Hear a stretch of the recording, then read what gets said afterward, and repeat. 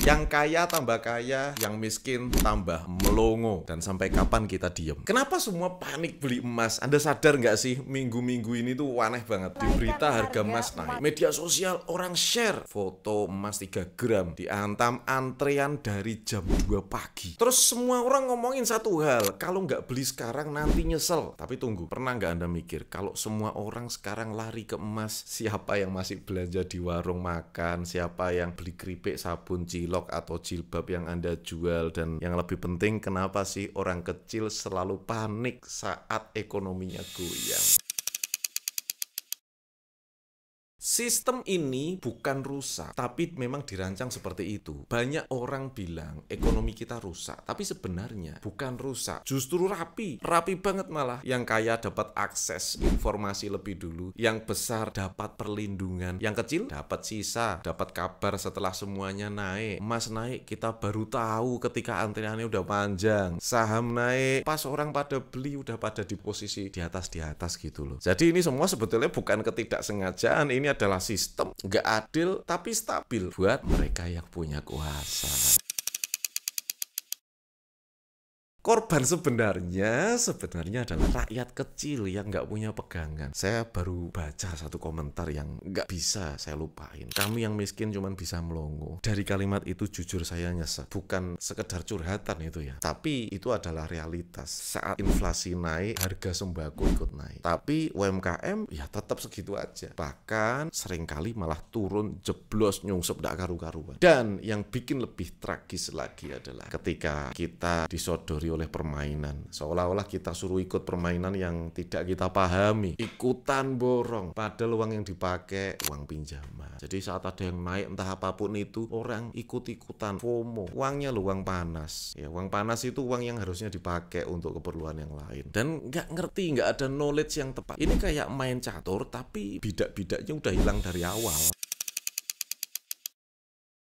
Uang panas versus uang dingin, siapa yang sebenarnya bisa bertahan? Yang bisa tahan beli emas dan tahan simpan hanya mereka yang punya uang dingin, teman-teman. Tapi mayoritas masyarakat bawah pakai uang gaji, uang warung, pinjaman koperasi. Maka begitu harga emasnya turun dikit, panik, dijual rugi, kena buyback. Dan akhirnya apa? Mereka trauma. Karena mereka bukan investasi, mereka sedang berjudi pakai uang makan. Bukan salah mereka. Masalahnya adalah nggak ada yang ngajarin, nggak ada yang bimbing, nggak ada yang ngajak duduk bareng dan bilang, kita ini pengusaha kecil, jangan ikut-ikut main pola orang-orang besar.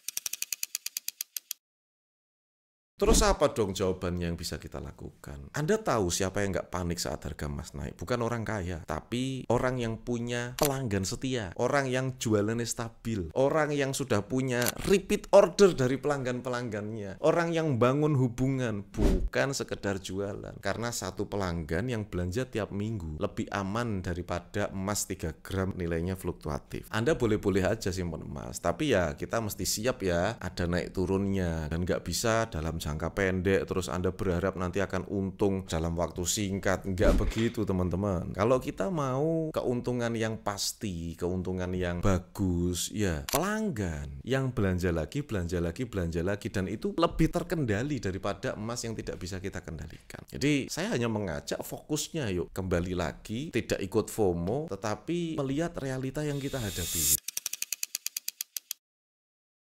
Membangun bisnis kecil yang kuat meskipun nggak pakai modal yang besar. Sebetulnya nggak butuh viral, nggak butuh followernya banyak, nggak butuh juga tempat yang mewah. Yang Anda butuhkan adalah cuma satu, yaitu pola pikir yang benar. Marketing itu bukan cuma soal iklan, teman-teman, tapi soal membangun rasa. Anda nggak sedang menjual produk, Anda sedang menawarkan solusi. Anda bukan tukang jualan, Anda adalah jembatan antara masalah dan harapan. Dan pola pikir ini nggak datang sendiri, mesti diasah terus, dipelajari, dan diasah terus.